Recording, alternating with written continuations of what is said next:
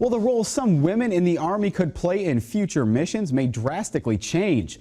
This week, more than 200 women reported to the maneuver battalions and some of the Army's brigade combat teams. But Army Chief of Staff General Odierno says that may only be the beginning.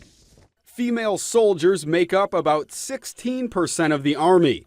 Up until now, the assignments available to them have been more restricted than to their male counterparts. But General Odierno says initiatives are being launched to leverage what he calls tremendous talent in our ranks. Earlier this week, more than 200 women began reporting to the maneuver battalions in 9 of our brigade combat teams, selected to participate in the exception to the direct ground combat assignment rule. Additionally, co-location as an assignment restriction is rescinded.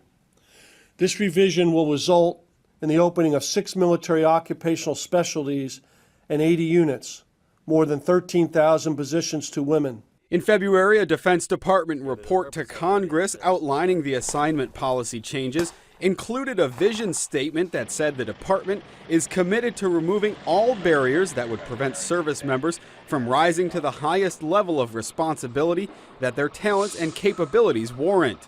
General Odierno says women will likely filter into the new positions for several months and then likely move forward with a more permanent solution sometime this fall.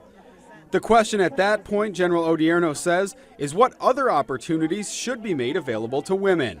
The next step is we have to continue to attempt to look at do we open up infantry and armor MOSs to females? And that's the next step. So what we've done is we're really now in collecting information, and we're setting a course forward on how we might take a look at this. And what about the possibility of women being able to take Ranger training? 90% of our senior infantry officers are Ranger qualified.